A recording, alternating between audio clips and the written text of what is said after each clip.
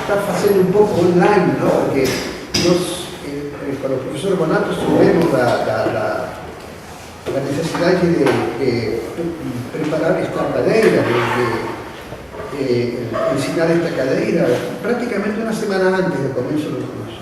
Não houve muito tempo. Mas uma das coisas que a gente preparou é uma espécie de apêndice para que aquele que esqueceu um pouco os aspectos matemáticos mais importantes que se usam em economia possa estudar sem necessidade de ir a livros ni ter grandes preocupações. Então, isso com relação a essa parte de síntese. Entretanto, apesar de que, como eu falei, a economia atual tem necessidade da matemática, há certos enfoques da economia que podem ser feitos, podem ser desenvolvidos sem grande apoio matemático, simplesmente com operações elementares. Então, com o professor Bonato, pensamos que podíamos começar com modelos de caráter muito simples, mas que contêm muita informação e muita formação econômica, e passar depois, vamos dizer aqui, daqui a 1 ou 2 semanas, começar a introduzir a matemática necessária. Vocês poderão pensar, bom, e por que usar tanta matemática na economia? É que, vejam bem, me lembro neste momento de uma anécdota que aconteceu com um grande físico e grande ser humano, o Sir George Bertrand Russell, um físico matemático inglês. Um amigo dele, não é? Que não era da universidade, era simplesmente uma pessoa comum, falou: olha, Bertrand, como é esse negócio da teoria da relatividade? Me explica, por favor. Então aí começou, não é? O Russell começou falando: olha, veja bem, se supõe que o espaço-tempo é um tensor contravariante. Ok? Um tensor contravariante, eu não entendo nada. Bom, vamos colocar de outra maneira. Imagina que eu tenho um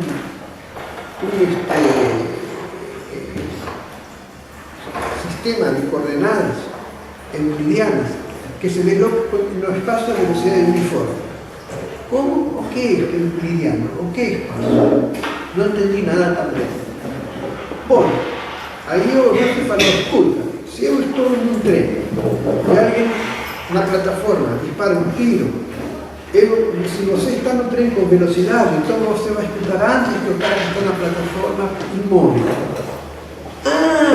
Agora entendi, que bom. E aí Russell fala assim: não, é muito bonito, só que o que eu contei aí não tem nada a ver com a relatividade. Ou seja, qual é a moral da história? É que quando nós queremos rebaixar muito o nível com o qual explicamos uma certa matéria, a explicação nossa é compreensível, mas não serve para nada porque não descreve realmente o que eu queria descrever.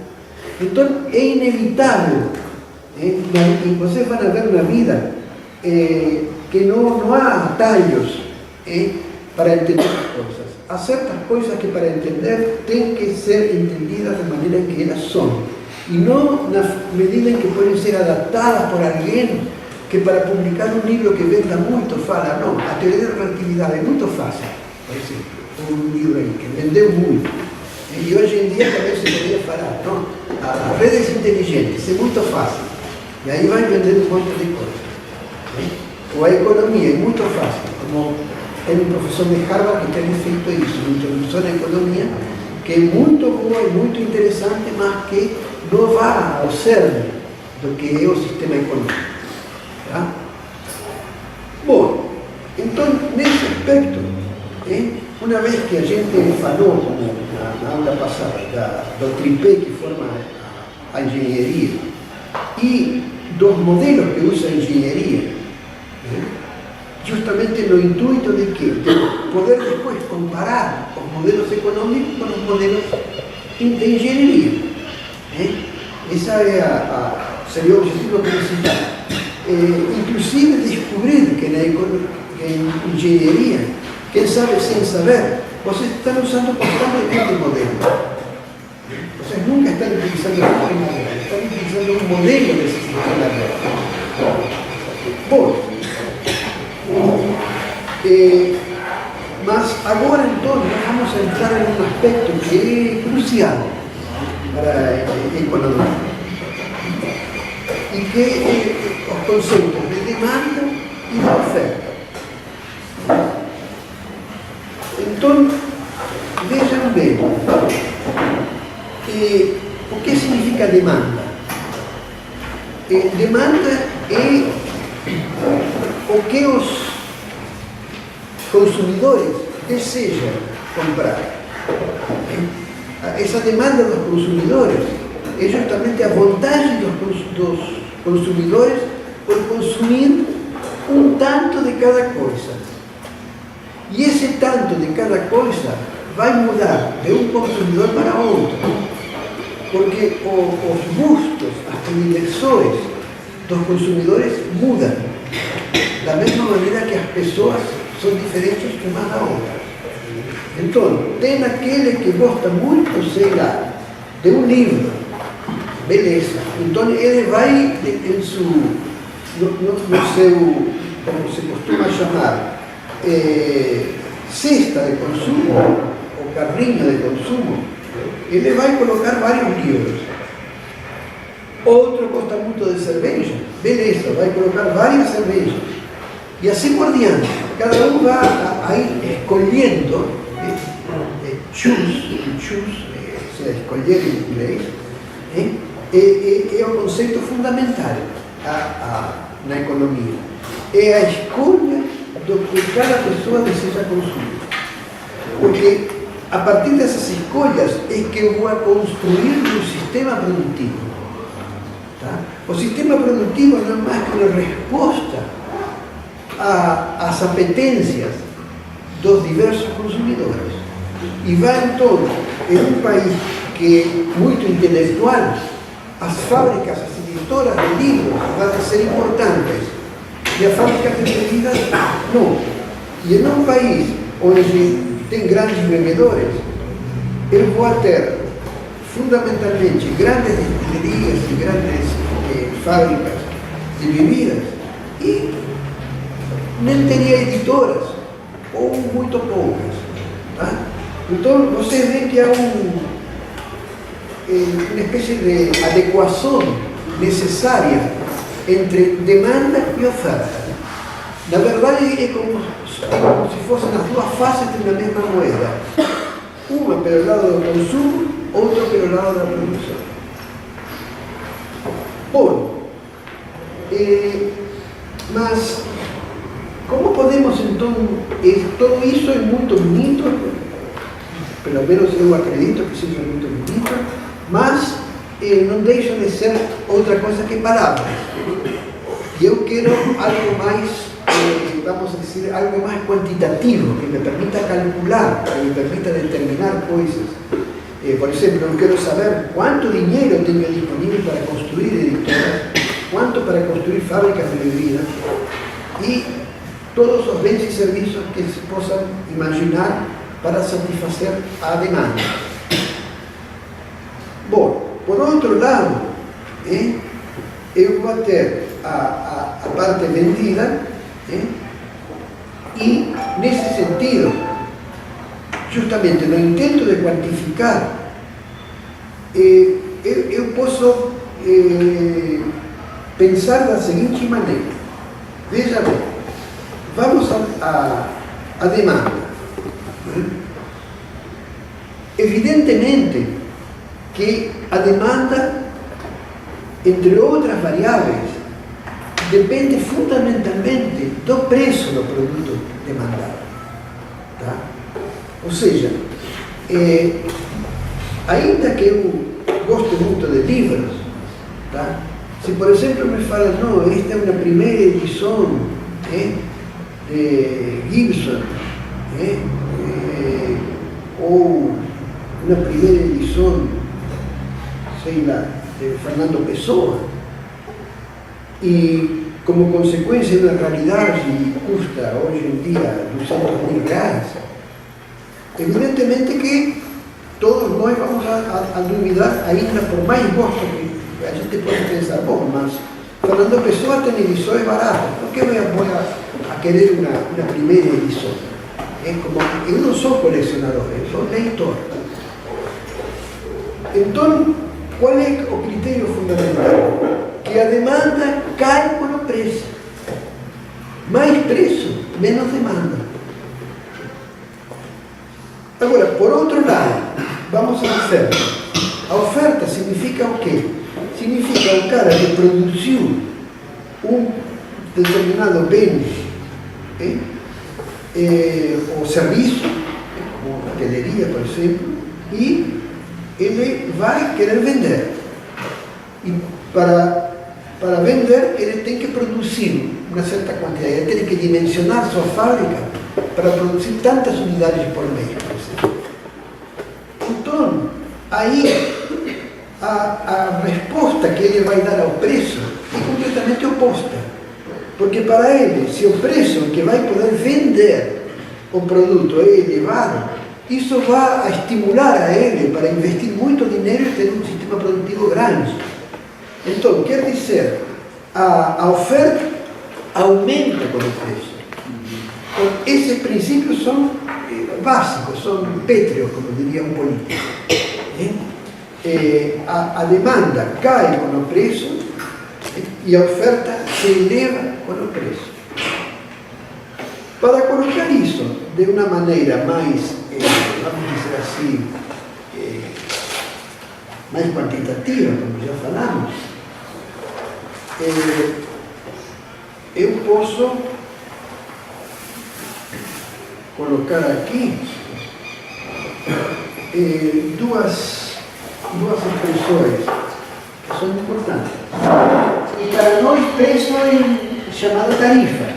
Então, isso significaria a função, a demanda expressa a função da tarifa. Ou, se vocês quiserem, vamos chamar a ela de preço, tanto faz. Então, eu vou dizer que isto aqui, eu vou expressar isto da seguinte maneira, vou expressar como... Vou colocar dois parâmetros, depois vamos ver o que isto é. São duas constantes. E aqui vou colocar T, com sinal negativa, de acordo ao que falamos, que a demanda cai com o preço. Bom, depois nós vamos ver estes parâmetros que estão aqui, são justamente os que revelam a preferência da pessoa que está representando, a qual esta equação representa. Então, cada pessoa tem um A e um B determinados, que depende, por exemplo, de outras coisas, por exemplo, da renda da pessoa, não apenas dos gostos, porque gostos caros podem ter desde um bilionário até um cara que ganha salário mínimo. Só que, para concretizar esses desejos, evidentemente, os bilionários têm condições melhores e vão realmente a ter esses gustos, a concretizar esses gustos. Bom, colocado de outra maneira, isto então me dá Q em função de T, mas eu posso também colocar isto assim, como T igual a A menos B. São duas equações que representam a mesma coisa, não é? Que cada uma tem uma variável diferente explicitada. Então, isto aqui é a demanda. Isto tenta explicar a demanda.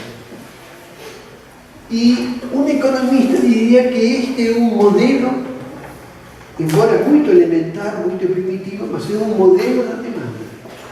Porque, na verdade, a demanda é outra coisa. A demanda é o comportamento das pessoas. É multitudinário, não é? Mas este comportamento é um comportamento, vamos dizer, quantificado. E tem também o seguinte aspecto que é importante. Esta demanda dos indivíduos, como vocês veem, são indivíduos que reagem todos da mesma maneira. Todos se retraem para comprar quando o preço aumenta. Mas vocês pensarão, mas será que isso é verdade? Então os sociólogos têm estudado fenômenos e comportamento das pessoas em que, por exemplo, em alguns casos, o aumento de preço aumenta a demanda, ao contrário do que a gente pensa. E um caso muito específico são os bens de luxo. Por exemplo, a empresa Vuitton, francesa, que fabrica carteira, bolsas, ela observou que, aumentando o preço das bolsas, consegue mais venda. E esse fenômeno se deve a uma coisa própria do indivíduo, pelo menos do indivíduo ocidental, que aspira a obter, ou seja, que vê com mais carinho a uma coisa que é difícil de conseguir que a outra que é fácil. Então, esses resquícios, vamos dizer, diria, fenômenos que não poderíamos qualificar. Alguém pode pensar que isso está bem feito, ou seja, que essa pessoa que pensa que o bem, quanto mais caro, mais gosta de comprar, é boa, e outro pensa, não, é bom, eu penso mesmo. Então não vamos discutir isso, mas o fato é que isso existe. Então na economia, normalmente, isto se define assim. O comportamento que diz que eu consumo menos quanto maior é o preço é um comportamento racional. E o comportamento no qual, por exemplo, eu contradigo esta lei e actuo de maneira diferente do modelo econômico, se diz que são comportamentos irracionais que existem, que devem ser aceitos e que não, vamos dizer assim, não contradizem a essência do modelo econômico. Embora, e isso é muito importante, como eu já falei, inclusive na primeira aula, há um movimento hoje em dia de questionamento destes princípios. Eles falam, olha, o comportamento das pessoas não é racional. Esse axioma da economia, do consumo racional e da produção racional, não são, embora há uma maioria que em condições normais se comporta racionalmente, em certas condições inesperadas e de crise, atua de maneira diferente. Por exemplo, na crise de 2008, vocês não sei se lembram, mas essa crise começou com a falência de um grande banco de investimento chamado Lehman Brothers. A falência do Lehman Brothers produziu um fenômeno em todo o mundo e quase que quebra o sistema financeiro internacional. Agora, como foi que se chegou a esse ponto? Vejam bem, no comportamento racional, esse axioma da economia de que a gente tem comportamento racional implica que cada pessoa reaja perante o preço segundo o seu critério de comportamento, segundo suas predileções, segundo sua renda, sem se importar de como atuam os seus pares, os seus colegas, as outras pessoas que estão ao lado dele.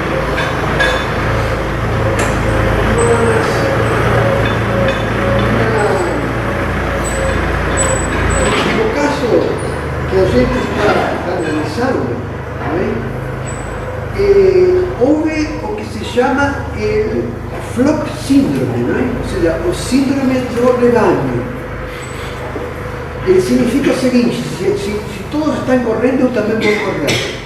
Então, como várias pessoas, e técnicos e especialistas, falavam que era necessário desfazer-se de ações porque iam a cair, a gente vendia, impulsada não por seu raciocínio, mas por seu temor vendo o rebanho disparar. Não é? Então, essa crise que afetou tremendamente o mundo inteiro, praticamente, eu diria que retrasou 10 anos o crescimento mundial, não pode ser desconsiderada, assim como uma coisa banal, porque afetou muito as pessoas. Quanta gente até que cometeu suicídio nos Estados Unidos por esse caso, ou as pessoas que foram, perderam seus bens naquele sistema de pirâmide de um cara chamado Maddox. Né? Então, eu só queria deixar claro com vocês que eu não estou apresentando algo que é a Bíblia. É uma Bíblia discutida, vamos dizer, o que estou apresentando. Né? E se vocês alguma vez se interessam em ler alguns livros que justamente questionam o sistema econômico atual, eu estarei feliz de poder passar a vocês alguma informação. Bom, de qualquer maneira, então, agora, vamos passar para a produção, ou seja, a oferta. Então, na oferta, Professor, aí na demanda seria A menos B vezes Q, que por enquanto nós estamos falando de quantidade, né? Ainda não definimos se é energia, né? isso. Aqui, então, do lado da oferta, eu posso escrever, na verdade, uma equação parecida. Só que agora, o que vai mudar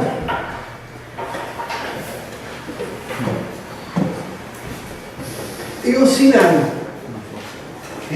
A quantidade ofertada vai ser maior quanto maior seja o preço a qual ela pode ser vendida. E, naturalmente, posso escrever aqui T igual a M menos E mais NQ.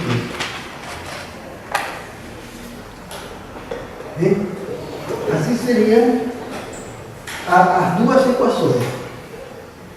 E se eu quiser representar estas duas equações graficamente, então eu teria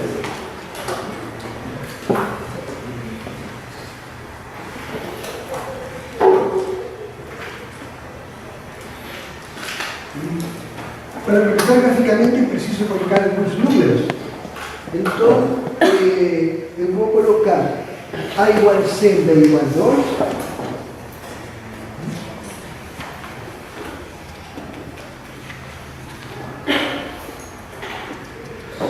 E vou colocar um N de 20 e um N de 1,2.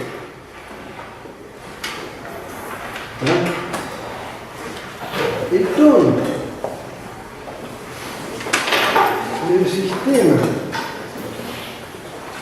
isso vai ser algo, beleza, parecido o seguinte: vou ter então aqui 20, 40, 60, 80, 100,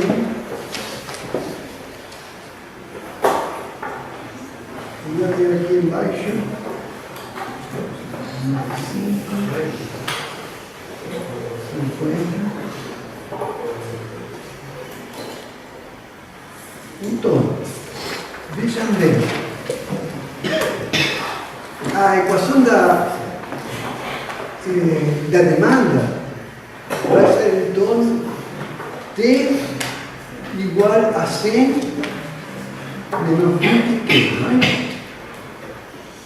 Ok. Então significa que se aqui coloco T, isto é 100, vai ter uma reta que vai sair daqui y va a ser A cuando Q valga 5, ¿no es? Sí. Entonces, va a ser una cosa de este tipo.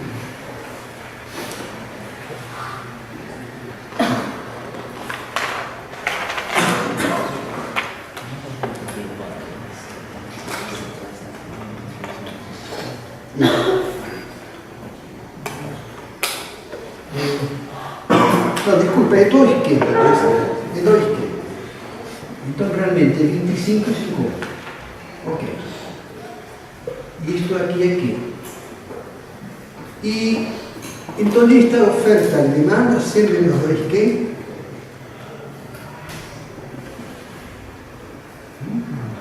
La oferta va a ser D igual a 20 mais 1,2 quê? Professor, aí acho que o 20 é menos 20 na fórmula lá, né? Que passa do outro lado e fica negativo ali. O T igual a menos M mais NQ, né? Exatamente. Deixa eu ver. T igual a 20 mais 1,2 quê? Vamos colocar assim. Q igual, então, a M que é 20 mais T sobre 1,2. Efetivamente, vai ser menos 20. Tem razão. Vai ser menos 20 aqui. Vamos colocar, vamos fazer o seguinte, para não complicar aqui, vamos a usar menos 20 aqui, e pronto. Então, com menos 20, isto sai daqui e vai chegar a... com Q igual a 50, isto vai chegar a 80, não é? 1,2 por 50, 60, 80, vai chegar a 80, por aqui, por aqui. Então, minha vai ser esta aqui. Né? E isto vai corresponder aqui a 50. Por isso mesmo que 40 e 60, né? Vai estar 50. Mas desculpa que eu não estou muito... Bom, então, nesse diagrama vocês veem o seguinte: se eu, por exemplo, tivesse um preço, vamos supor que estou em um mercado. Então, em um mercado, há um alinhamento entre o preço pelo qual os usuários, os consumidores compram e o preço ao qual os produtores vendem. Então imaginem, por exemplo, que o preço fosse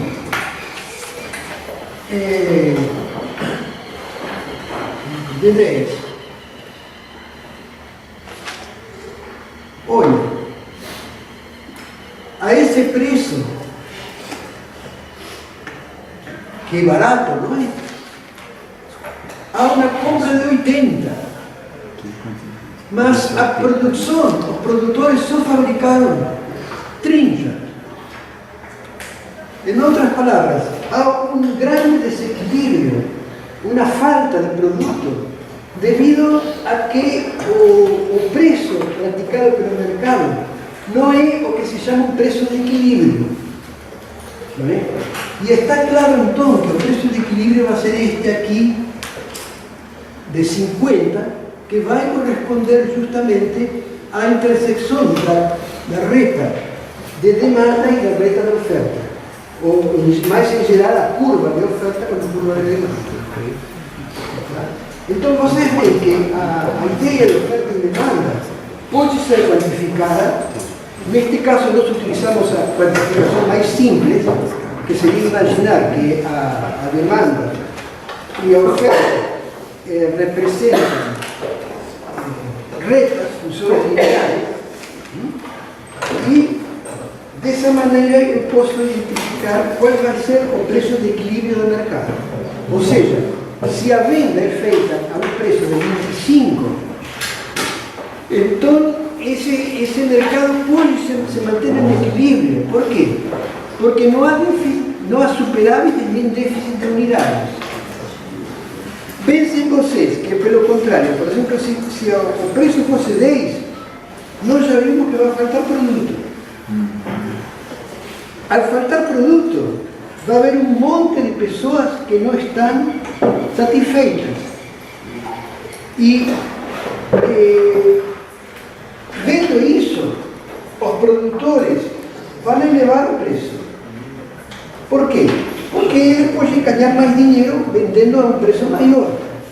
E eles percebem que o preço em que estavam vendendo era um preço baixo demais, que tinha demanda para muito mais, e por consequência vão aumentar o preço. Então, fatalmente, ainda que o preço do mercado não seja o preço de equilíbrio, esse preço de mercado vai a ir convergindo ao valor de equilíbrio com o tempo, que vai depender da dinâmica do processo econômico. E justamente a dinâmica dos processos econômicos é bem complicada, muito mais complicada do que se pensa. Por exemplo, o ATP, que é uma metodologia excelente para tratar modelos elétricos e de muitos tipos de engenharia, ele não é que vai ter problemas, mas a complexidade dos modelos econômicos dinâmicos faz que a velocidade do ATP vai ser, quem sabe, um pouco baixa para poder acompanhar a dinâmica do processo econômico. Se não fosse assim, nós não teríamos crise, não? Porque teríamos uma maneira de saber exatamente o que nós precisamos fazer para corrigir a situação.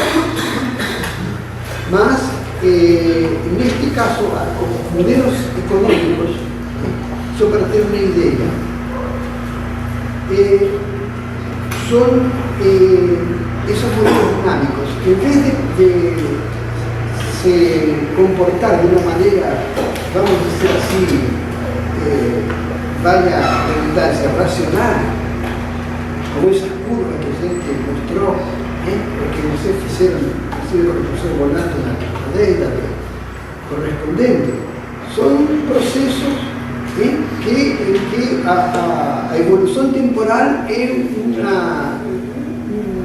tem uma forma oscilatória, uma forma convergente ou divergente, mas é simples de calcular. Agora, o modelo dinâmico econômico,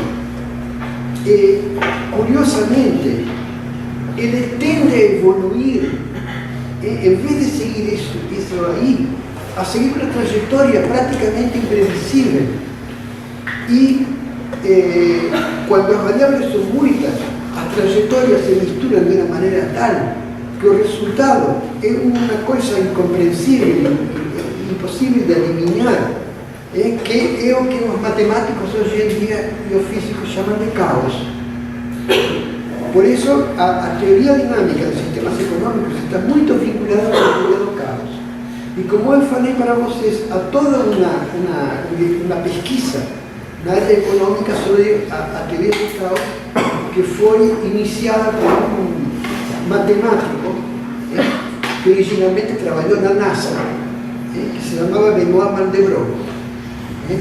Mandelbrot, curioso, ele começou a trabalhar na NASA e alguns meses depois, os contadores da NASA descobriram uma conta de passagem de avião de Mandelbrot absurda, de centenas de milhas de dólares. Então, eles descobriram o seguinte: Mandelbrot gastava em avião para poder ver pela janela as nuvens. e estudar como evoluir. Então, a partir daí, Mandelbrot bolou a teoria do caos. Interessante de pensar que ele foi despedido da NASA por burro e por sei lá o quê, quando estava fazendo um descobrimento histórico. Não é?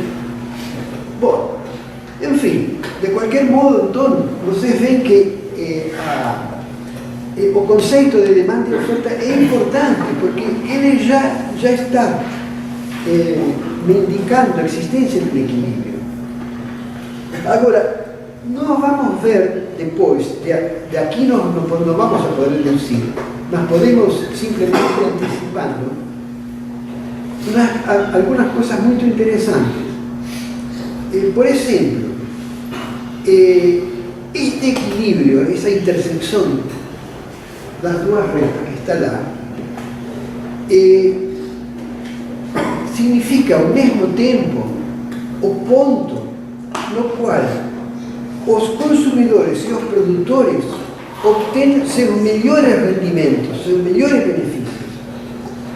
Então, nós dizemos que em economia, salvo certas restrições teóricas, que não é do caso, um equilíbrio está associado sempre a um ótimo. Tá? Os economistas puristas falariam: não, Héctor, você é um burro, não pode falar de equilíbrio geral e de ótimo em geral. Você tem que falar, os sistemas econômicos, né, quando se encontram em equilíbrios igual-racianos, então eles estão em um estado que se chama ótimo paretiano. Ou seja, não é? Mais compreensível seria falar que é um sistema corintiano. Não é? Mas, de qualquer maneira, o fato é o seguinte: simplesmente isso está indicando que sempre em um modelo econômico existem restrições, ou seja, o modelo não é fiel à realidade em todas as circunstâncias. E que sempre que os economistas querem reduzir a economia a um modelo, tem que fazer hipóteses restritivas que permitam que o modelo não fuja da realidade. Então, quando eles veem que o modelo, em um momento dado, fuge da realidade, eles colocam uma restrição e vão, então, definindo claramente o que poderíamos chamar campo de aplicabilidade ou de validade do modelo. Ok? Professor, tem uma coisa interessante que os alunos percebem aqui: o preço do aluguel, né, em Itajubá. Então, tem muitos alunos que acabaram de chegar e estão sentindo que não existe uma procura grande. Quem é proprietário está tendendo a alocar o seu imóvel a um preço mais caro, porque tem muita gente procurando lugar para alugar. Quando chegar no meio do ano, que praticamente diminui a procura, então a tendência é o preço do aluguel cair. É o que a gente espera num cenário racional, certo? Então, a questão do preço do aluguel numa cidade universitária, ela atende bem essa questão do modelo da curva de oferta e demanda, né, que vocês estão sentindo na pele, né, a alocação de imóveis. Claro, isso realmente, na verdade, um economista diria: olha, você tenta viver lá no Pinheirinho, em uma barraca, até junho, e em junho, então, você aluga.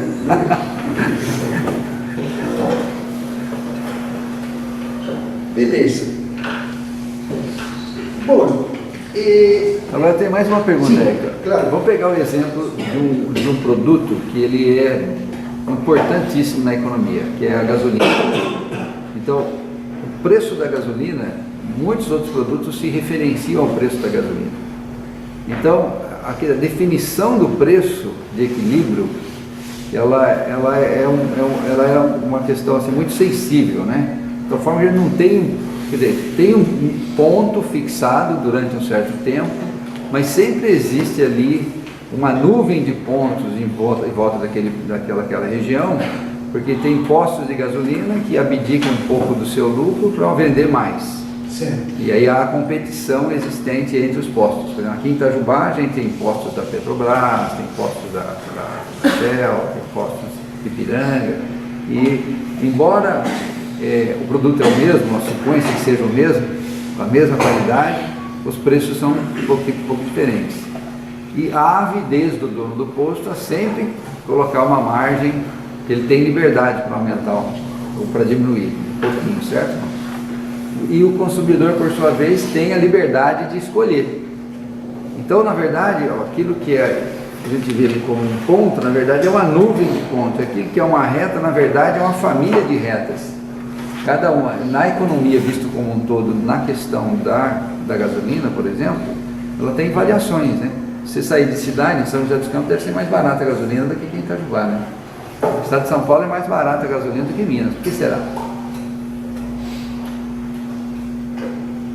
Alguém tem alguma sugestão? Por que é mais cara a gasolina aqui em Minas do que isso? O custo é mais barato, né? Em São Paulo. Isso está ligado ao custo de distribuição total, né? Custos de transporte. O próprio local mesmo, tem menos postos, menos competitividade. Tem vários fatores que influenciam. Um deles é a questão do custo do frete. Para trazer de uma refinaria para cá, por exemplo, Paulínia. Paulínia tem uma refinaria. Será que o preço da gasolina na cidade de Paulínia é mais barato do que na cidade de Itajubá? Se for olhar pela lógica, a refinaria está ali. Você saiu dali, você leva a gasolina no posto, certo? Tem alguém de Paulínia aqui? Não, mas São José também tem uma refinaria e o preço da gasolina quase o mesmo. O preço é Então, aí corrobora aquilo que o professor X está dizendo. O preço é o elo de ligação entre quem produz e quem consome.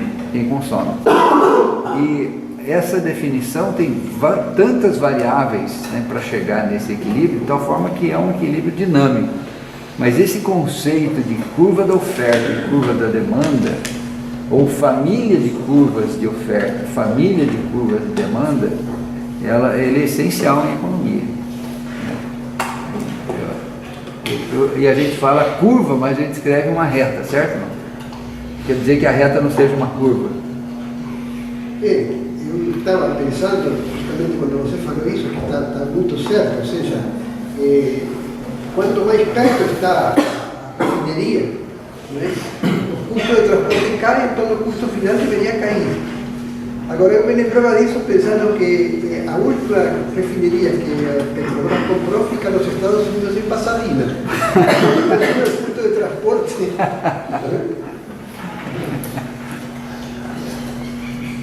Enfim, beleza. Então, com relação então a esta lei de oferta e procura, há algumas coisas que são bastante interessantes e que vale a pena ir introduzindo agora. Por exemplo, essa curva de procura que está aí, né? Se você analisa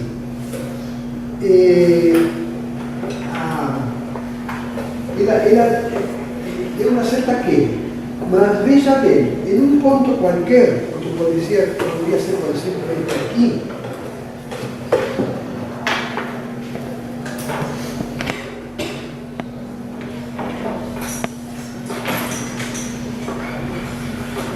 vamos supor um ponto com 40, 50, 37,5. Então, isto aqui me dá um valor de preço, que é mais ou menos 40, que seria a tarifa, o preço, né? E desde um ponto de vista do consumidor, né? Este seria o preço ao qual ele avaliaria 37,5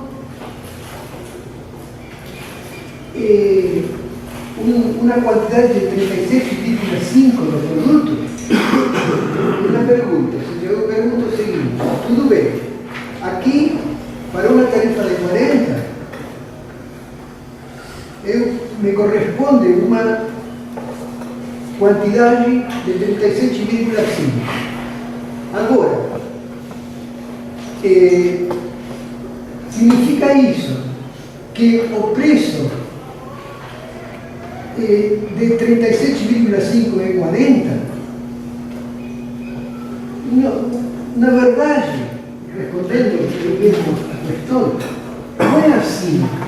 Veja bem, 37,5 é o preço ao qual o consumidor avalia uma quantidade, por exemplo, de 37,5 a 37,5 mais um diferencial de quantidade. Ou seja, em outras palavras, a gente tem que pensar da seguinte maneira: se se tratasse, se o consumidor tivesse já comprado 37,5 unidades de produto, não é? E ele pensasse em comprar um pouquinho a mais, esse pouquinho a mais para ele valeria 37,5 reais por unidade. Compreendem? Ou seja, esta curva de demanda, ela não representa os preços de cada quantidade. Representa o que se denomina o preço marginal. Ou seja, o preço ao qual esse consumidor compraria um pouco a mais desses 37,5. Essa é a forma certa de pensar, porque aqui não há um preço determinado. E a ideia é que quanto mais um consumidor tem, mais baixo é o preço que está disposto a pagar por um pouco a mais da quantidade. Compreende? Então esta curva está retratando exatamente, esse comportamento do consumidor, que é o que nós chamamos de saciação, saciamento. Significa o quê? Significa, ou saciedade, significa que o consumidor, quanto mais tem de um produto, menos inclinado está a comprar um pouco a mais. É um fenômeno que acontece, por exemplo, na praia com o sorvete. Eu compro o primeiro sorvete na praia, eu daria qualquer coisa por ele. Pagaria 10 reais. Agora, o segundo sorvete, bom, eu já teria um pouco mais disso. Tá? Então, esse é o fenômeno de saciedade ou saciação. Tá? E, então, nesse sentido, eu posso dizer o seguinte aqui, que a curva de demanda, esta expressão T, em que não é outra coisa que um valor marginal, uma tarifa marginal, por aí, o valor de 40, e uma quantidade marginal que é 37,5. Ou seja, eu posso expressar então isto como o valor marginal da utilidade que me representa o produto. Não é? Ou seja, quanto mais tenho de produto, mais utilidade tenho. Porém, quando já chego a uma certa quantidade de produto, a velocidade com que aumenta a minha utilidade cai com a compra de mais produto, pelo fenômeno de saciação. Tá?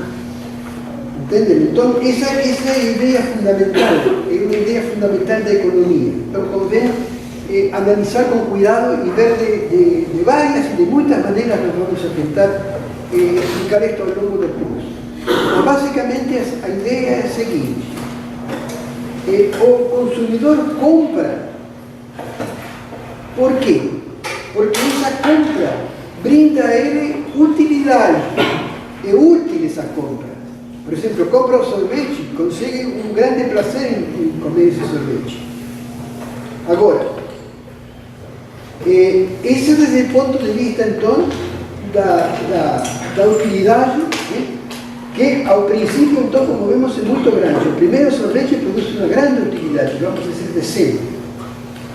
O segundo sorvete pode cair para 50, e o terceiro, quem sabe, para 10. E por aí vai, até que eventualmente pode chegar a 0. Ou seja, em outras palavras, depois de haver tomado ou comido N sorvete, tá? O N mais 1 para mim já não tem valor. Então eu digo, eu estou saciado. Cheguei à saciação. Mas então, significa o seguinte, vocês veem perfeitamente que eu posso escrever então que T, por este valor a mais que eu vou comprar, de que vai ser meu aumento de utilidade. Então, vou chamar isto assim. E então, explicitando o T, isto vale de U sobre de Q. Ou seja, eu estou descobrindo que o que os economistas chamam de utilidade marginal, esse conceito de marginal que os economistas tanto falam na televisão, você escuta, não é? Isso, um economista fala, não, isso na margem não vale, não importa, na margem não importa, isso é valor marginal. Não é outra coisa que simples derivada. Né?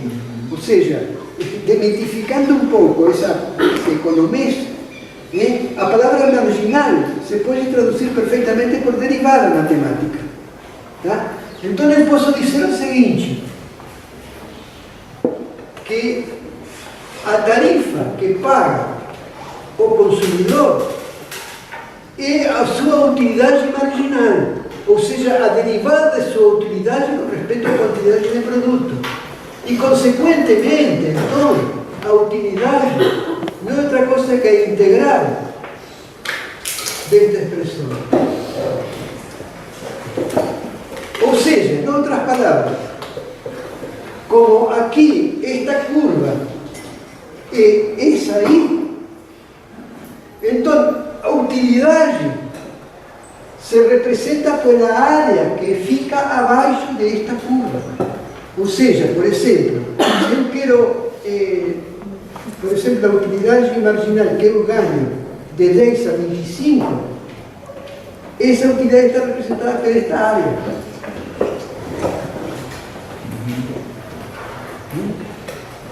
E, naturalmente, a utilidade total, que máxima que um consumidor pode obter, vai ser este grande triângulo. A área deste grande triângulo, que representa o quê? Representa todo o consumo que ele faz até que se sacie. Ok? Esse então é o conceito de utilidade marginal e de utilidade. E também graficamente ver como isso se pode representar mediante áreas. Bom, perfeito. Então, vamos ver agora, então, que, estendendo um pouco essa ideia, agora eu posso pensar também que a curva de oferta, essa curva, representa o valor marginal de alguma coisa, que neste caso o que vai ser? Vai ser o custo do produto, o custo de produção do produto. Então, eu posso expressar o seguinte aqui, que o custo,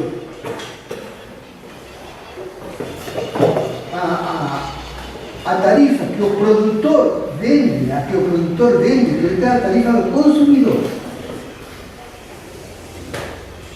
E a tarifa do produtor vai ser a derivada do custo. Ou, se vocês quiserem, em economês, custo marginal. Então eu já ganhei muita, vamos dizer, muita informação, muita conceituação em relação a estas curvas de oferta e demanda. Agora sei que curva de oferta e curva de demanda são sempre curvas representando valores marginais.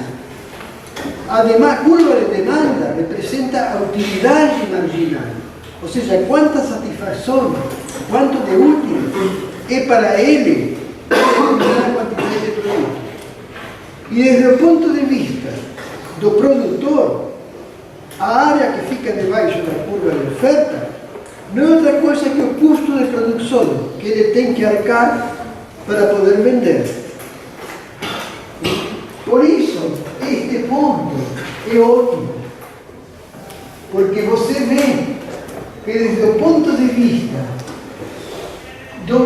se isto aqui, esta área completa, representa a utilidade que brinda ao consumidor, e esta área aqui embaixo, este trapézio que está aqui, representa o custo do produtor, então você vê que este valor é a máxima utilidade que o consumidor pode obter neste mercado. Ou seja, trabalhando no ponto de equilíbrio, eu estou garantindo não apenas o equilíbrio do mercado, mas também o fato de que esse mercado gera para o consumidor um máximo de utilidade líquida, vamos chamar. Ou seja, quanta utilidade tem por cima do custo. E esse valor é o que normalmente nós chamamos de excedente ou surplus. Ou seja, este valor aqui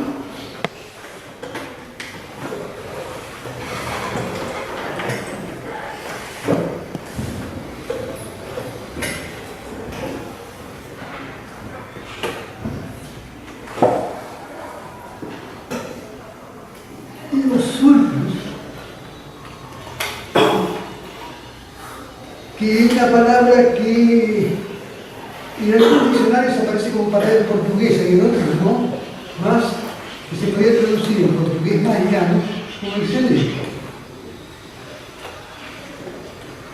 Excedente do consumidor, né? Do consumidor. Exatamente. É o quanto ele teve de utilidade. Por exemplo, aqui, não é? O surplus do produtor seria zero. Por quê? Porque ele vende exatamente ao custo. Sim? Mas, entretanto, você vê que este valor aqui, até aqui, vamos representar melhor.